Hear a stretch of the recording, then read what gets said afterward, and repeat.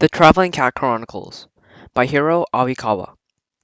Chapter 3.5 Between Friends. A huge white ship was docked up beside the wharf of the harbor. The mouth at the bow was open wide, and Satoru had told me that we were going to drive our van right into it. It swallowed any number of cars into its belly, and yet it didn't sink. I must say, humans really do create some amazing things. I mean, who in the world came up with the idea of floating a huge lump of iron on top of water? Must have a couple of screws loose, whoever it was. It stands to reason that a heavy object will sink. No other animal in the world will try to defy the laws of nature, but humans are a very particular species. Satoru hurried over to the ferry terminal to buy our ticket, but when he came back, his face was all flushed. I'm afraid we got a problem. They won't let you travel as a passenger like me, Nana. He explained he had written my name on the passenger form. When the official at the reception desk found out that Nana Miyawaki, age 6, was a cat, he had a good laugh, apparently. Sometimes Satoru can be spectacularly dense. Shall we get on board?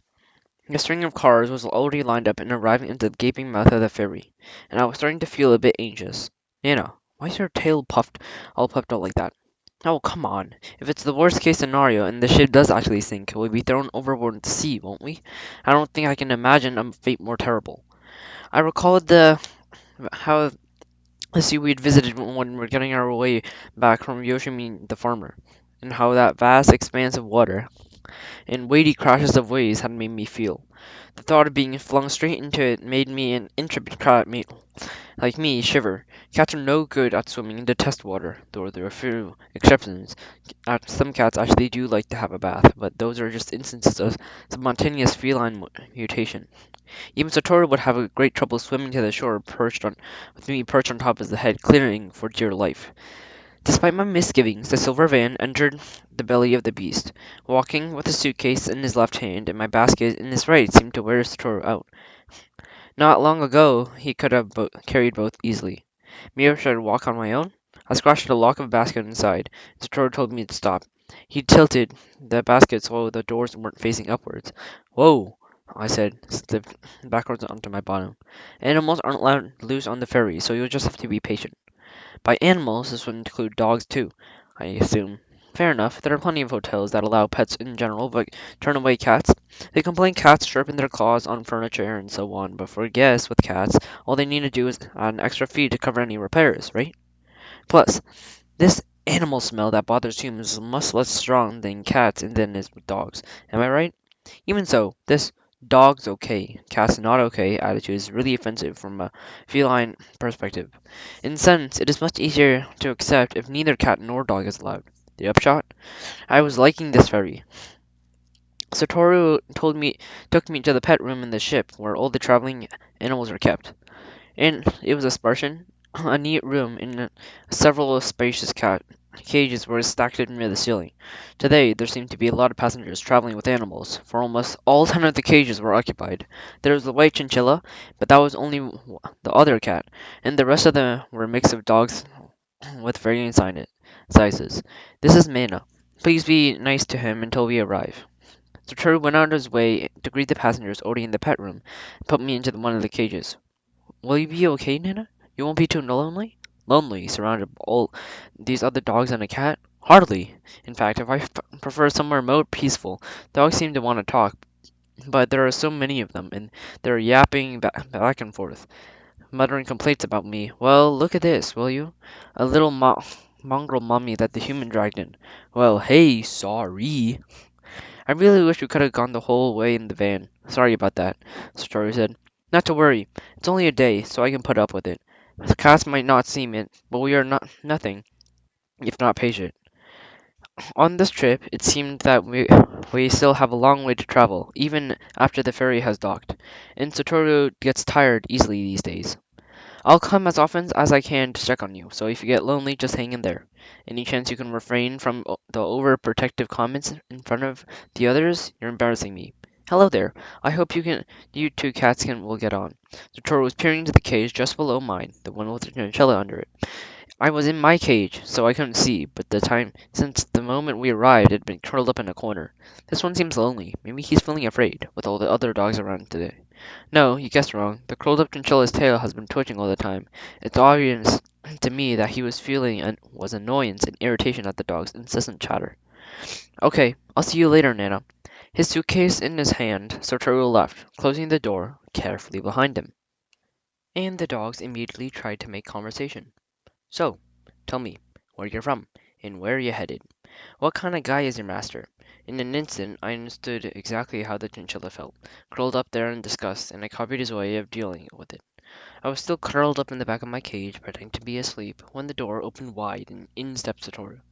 I'm sorry, Nana, I guess you really are lonely in here. After that, he came back to check on me another 10 times, with Satoru popping in and out more often than other owners, long before the dogs started teasing me about it. Every time Satoru left the room, there'd be a noisy chorus of "Pampered! Pampered! Knock it off, you hounds!" I growled, and I was about to crawl up again in the back of the cage when the chinchilla, directly below me, addressed the room. Carrying on like a bunch of brats, you chaps are really starting to annoy me. Don't you understand? It's his master who is the lonely one. An expensive-looking, long-haired breed, this cat had quite a mouth on him. The dogs were black, but yeah, you see, Nana's master said Nana was lonely, Didn't he? For dogs, you have a lot of rubbish sense of smell. The master gives off a smell that he is not going to be around for long, and he wants to spend as much time as possible with his darling cat. In the instant, the dogs had piped down. It's too bad. Poor guy. They started to mumble in hushed voices. To tell you the truth, they weren't very subtle about it, but I forgave them. They were all young gulls and dogs and none too bright. Thank you for that. I aimed this at the invisible cage below me, and the chinchilla shot back with a sullen, they were getting on my nerves, that's all. The next time Satoru appeared, the scolded hounds wagged their tail enthusiastically at him. Wow, Satoru said happily. You guys are really happy to see me, aren't you? And he reached in through the bars and wanted to stroke with one of the occupants. Not the sharpest pencil in the box, these dogs, but I have to say they were pretty docile and decent types. After this, we cats occasionally joined in the dog's idle chatter. Time passed by on the remarkable sea voyage, and most of the time we talked about at cross purposes. We couldn't fathom, for instance, why the dogs were so into snacks like canine chewing gum and other stuff. At midday the following, the ferry arrived safely at its destination, the islands of Hokkaido. Satoru came to fetch me first thing. I'm sorry, Nana, you must have been so lonely. Not at all. I had a good chat with that barb-tongued chinchilla. I was just thinking it would be great if I could say my goodbyes to him face to face. Was sure to turn my basket around so the open door was facing the room. Nana, say goodbye to everyone. See you all, I said, and the hounds wagged their tail in unison. Guro Raku. And this was some of the chinchilla in some language I didn't understand. Guro, what? It means good luck. My master says it often. Come to think of it, the chinchilla's master, a foreign with a Japanese wife, had come to see him during the journey. The cat had learned language mainly from Japanese people, but apparently understood a lot of what his master said. Thanks. Guraku to you, too. We bid farewell to the pet room, made our way back down to the car deck, and climbed into our silver van. When we emerged from the mouth of the ferry, we were greeted by a wall-to-wall blue sky. Hokkaido, at last, Nana. The land was flat, sprawling. Outside the windows were looked like an ordinary city, but everything else seemed much more spread out. The roads, for instance, were far wider than those in Tokyo. We drove for a while before reaching the suburbs. There wasn't much traffic, and we enjoyed a leisurely drive. Listened to upbeat music as we went. The roads were bordered by a lovely profusion of purple and yellow wildflowers. You could just leave the roads in Hokkaido as they were, and they'd look pretty gorgeous. Not at all like the roads in Tokyo, which are surrounded by endless concrete and asphalt. Even in the more built-up areas, the hard shoulders are all dirt. Per- because of that, perhaps, it's easy for soil to breathe and the flowers to thrive. The scenery was very soothing. The yellow ones are called goldenrods, but I don't know about the purple ones. The flowers had caught Haru's eyes too. The jumble of color was that striking. The purple wasn't one block of color, but various gradations from light to dark. What do you say we stop for a bit? Toru pulled me out of the lay-by, and I got out. With Satori carrying me, an occasional car passed by, so he held me safely in his arms and wouldn't let me down as he climbed up the purple flowers. They might be wild chrysanthemums. I imagined them to be a little neater and tidier, though. The wildflowers were pushing up vigorously from the soil and stems covered with blooms, an upside-down bloom. Not at all what you call graceful, more forthright and vigorous than that. Oh! As soon as I spotted it, I reached out my paw. A honeybee was buzzing among the flowers. Careful, Nana, you might get stung. Hey, what are you gonna do? It's an instinct. I clawed at the bee, and Satoru brought my paws together in his hands and held them there. Damn it. It's exciting to play with the insects flying around. Let me go, I said, straining my legs and arm to get free. But Satoru held me tight and put me back in the van. If you just caught them, that would be fine, but I know you'll eat them too. We can't have you getting stung inside your mouth. Well, you catch something, and you gotta take a bite out of it. Back in Tokyo, when I killed those cockroaches, I always take a bite. The hard wings were like cellophane, so I didn't eat those, but the flesh was soft and savory. Each time Satoru found the remains of a cockroach when I'd left, he'd scream. I don't understand why humans have such an aversion of them. Structurally, they're not so different from kabumashi or drone beetles, the kind kids collect as pets. But if it was one of those beetles, you bet he wouldn't scream like that. But from a feline point of view, their speed makes them both challenging and fun to catch. We continue our drive up along the river and down a hill, and emerge on the road that ran along the side sea. Wow! Wow! We both shouted in unison almost at the same instant. It looks just like the sea. He was talking about the pampas grass which spread out along both sides. It was its white ears covered flat, sprawling fields from one to the end to the other, and swayed in the wind like white cresting waves. It had been a long time since we stopped, but Satoru pulled over again. Even though there were so few cars on the road, Satoru came around to the passenger side and carried me out. He must have been afraid I might leap out. A little overprotective, I thought. But if that makes him feel better, I'd be happy to let him take charge. Stroh had big hands and I felt secure and calm whenever he held me. I wanted this to see the scenery from a slightly higher vantage point, so I slipped from his hands onto his shoulder and stretched my legs. I was now just at Satoru's eye level. The wind was rustling, and the ears of the pampa grass swaying, and the waves were rolling further than the eye could see. Just as Satoru said, this was like a sea on land. Unlike the sea, though, there was no heavy booming sound. In this kind of sea, I might be able to swim. From my shoulder, I leaped down on the groves and nosed my way into the pampa grass. And the path before me was blocked by thick stems, and I lifted my head, saw far above me the white ears waving in the clear blue sky. Nana? Stroh's worried voice reached my ears. Nana, where are you? There was a sound of grass being trampled, so I knew Satoru had entered the pampa grass seed. I mean, here, just near you. But he called me. Satoru drifted further away from where I could see Satoru, but he couldn't see me, hidden as I was by the pampas. I guess I had no choice. I followed quickly after Satoru so he wouldn't get lost. Nana, Nana? Right here, I answered him. But it seemed my voice was getting carried away by the wind and didn't reach him. Nana! Satoru began to sound desperate. Nana! Nana! Where are you? Satoru called out in the distance and unable to bear it. I let out a loud shout as big as I could. I'm right here! Then there he was, framed against the sky, gazing down at me. And as our eyes met, his stern look melted. His eyes softened and the light caused the trails of water sliding down his cheek. Without a word, he knelt down onto the earth, placed his big hand around my middle, and hugged me. That hurts! My guts are about to squeeze out! You silly little thing! If you wander off in here, I'll never be able to find you. Satoru's whole body shook with sobs. For someone your size, this field is like a sea of trees. Sea of trees is how Satoru had finally described it to me earlier. Inside a forest like that, internal compasses don't function, and you totally lose your way. You're the silly one. I'd never wander so far I'd actually use you. Don't leave me. Stay with me. Aha! Finally. Finally, he had said something he had really meant. I'd known Satoru I'd known for a long time how Satoru felt. I knew he was searching hard for a new owner for me, but each attempt came to nothing.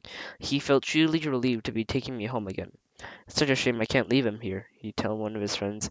But in the van on the way, he'd be all smiles. How could I ever leave and experience that kind of love? I never, ever leave him.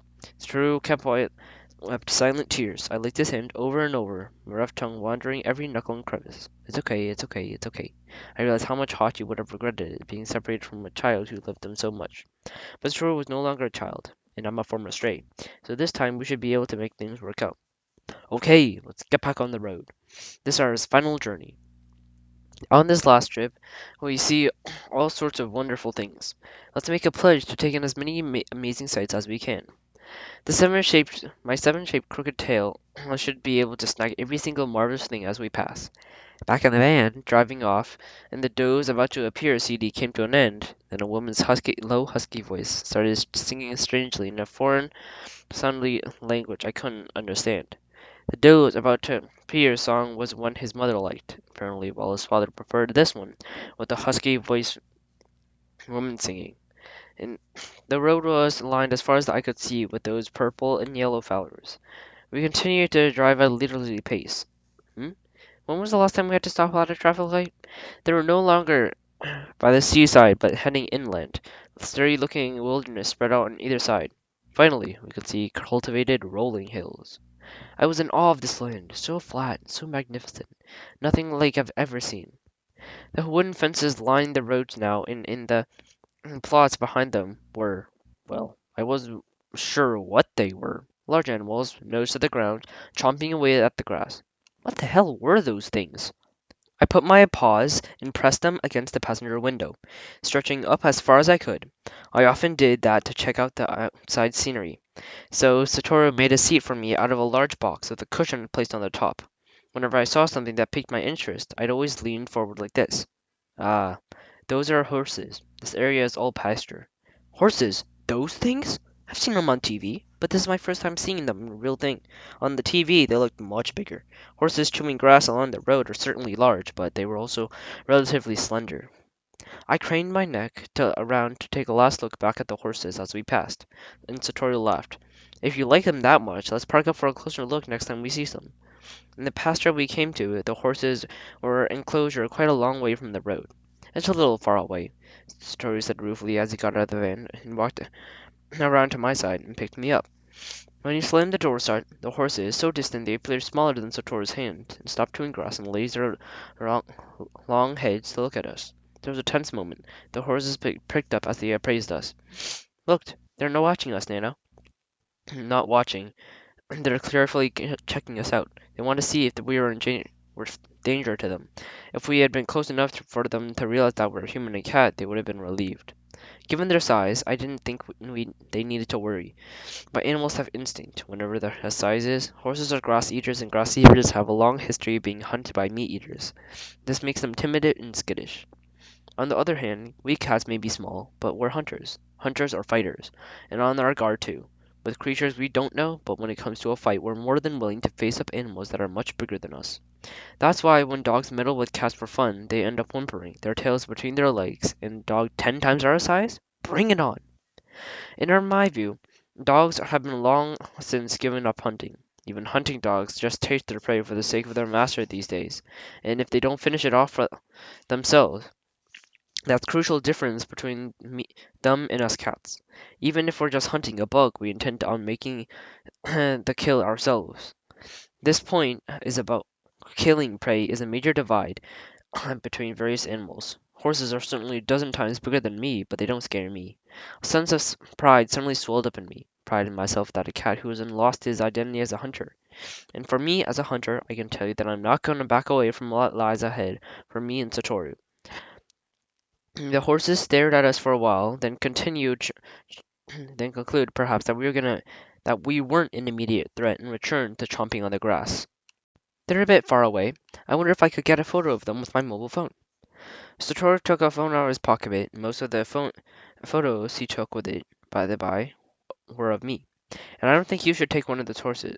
I thought. When Satoru held up the camera towards them, the horse's head popped again, their ears shot up. And they stood there, shocked still, gazing at us until Satoru had taken the photo. Yeah, they're definitely too far away. He gave up and put the phone away, and the horses continued to stare silently. They gazed at us right at the moment until we were back in the van and the door shut, before finally swindling lazily back to their meal. Apologies, my friend. Sorry to bother you, I called out. I suppose there are animals who live like this, even though they could easily kick me and Satoru from here to the far end of Hokkaido. If it's their instinct that makes them that way, then I'm glad I'm a cat and have an instinct to put up a fight. I'm happy to be a high-spirited, adventurous cat that will never be intimidated by other animals, even if they're bigger than me. I've made my point, but just to reconfirm this, meeting those horses meant a lot to me. On this drive, I saw even more lovely scenery for the first time.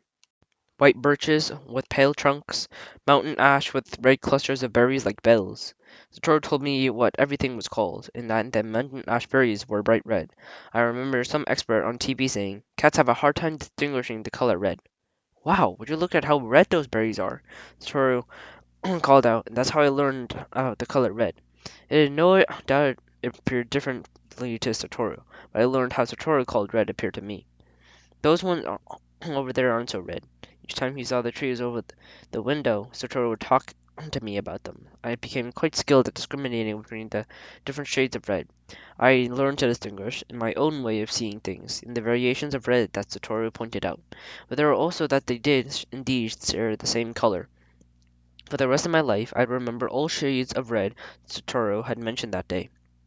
We saw the fields, too, of potatoes and pumpkins being harvested, in fields where the harvest was over.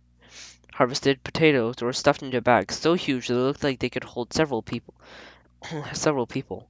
And the bags were piled up in a corner of the field. Large pyramids of pumpkin were stacked up on the top of the black, damp soil. And here and there on the gentle hills were gigantic black or white plastic bundles. I was wondering why someone had left these toys behind, but they turned out to hold cut grass. They have a lot of snow in the winter here, so before they fall, they have to harvest the grass so their cows and horses will have enough to eat. Snow. I've seen some of that white stuff falling in Tokyo. It melted pretty swiftly, though. There was nothing to get worked up about it. That's what I was thinking at the time, but once winter arrived, I began to realize that the snow here would be a whole other story. Whenever there's a snowstorm, you can't see anything in front of you. Even I, as strong as I am, would be tossed mercilessly into the air. But that's a tale for another time.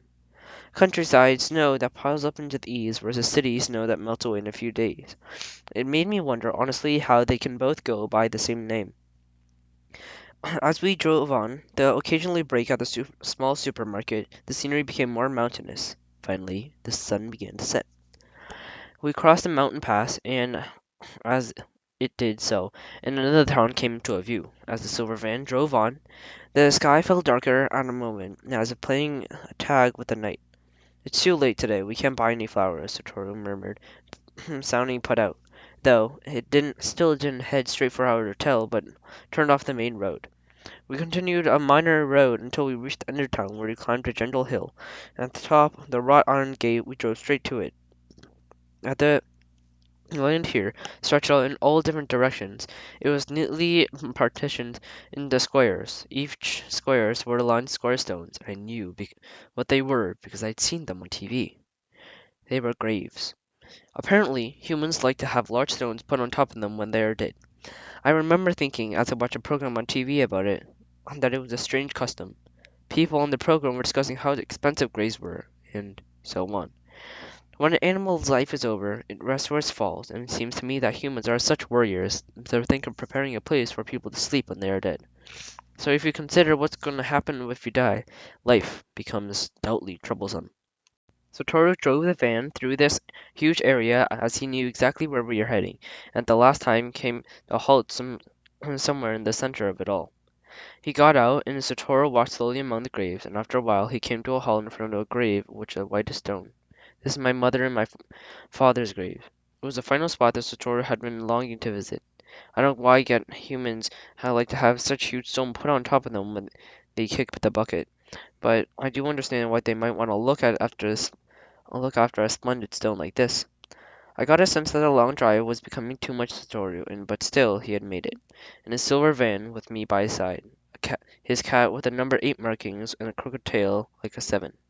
Hats are not so heartless that they can't respect those sort of emotions. I want to pay my respects with you here, Nana. I know, I said, rubbing my forehead vigorously along the edge of his parents' gravestone. It's a great honor to meet you. Hachi was a wonderful cat, I'm sure, but I don't think you know. I don't think I'm rather nice, too. I'm sorry, I was in a hurry. I'll bring flowers tomorrow, Satoru said, squatting down at the grave. There were some slightly wilted flowers in a vase. I see, Satoru murmured. It was a Hagen recently, the time of year when people visit graves. My aunt must have come. Satoru tenderly stroked the wilting petals. I am sorry I hadn't been able to come here much. I should have visited you more often. I stepped away from the grave to give Satoru some time alone. If I disappeared completely from sight, I knew he would become anxious, so I lingered where he could see me.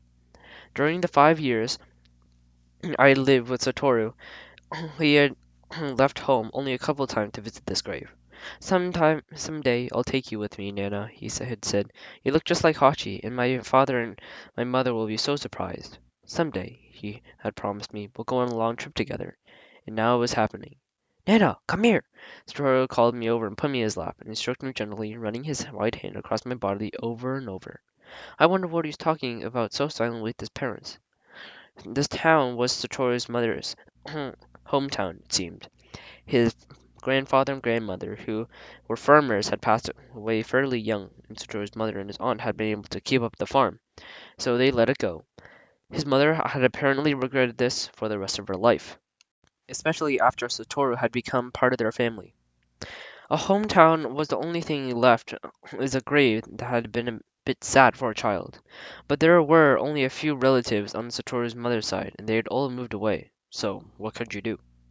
There were many things in life that are beyond our control. Satoru finally straightened his leg and pulled me tightly in his arms.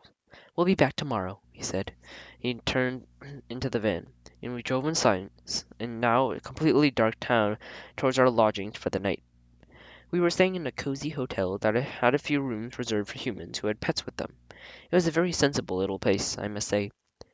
Satoru must have been exhausted from all the driving, because he went out once to get something to eat and came back within an hour and fell heavily on the bed into a deep sleep.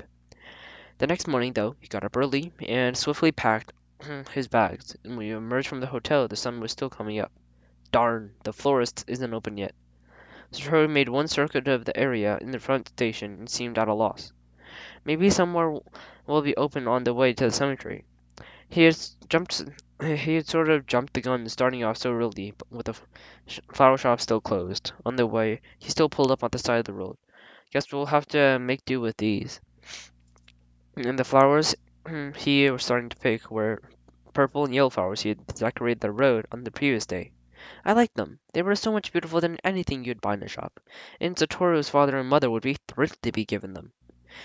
I searched out some wild chrysanthemums with open blooms and showed him.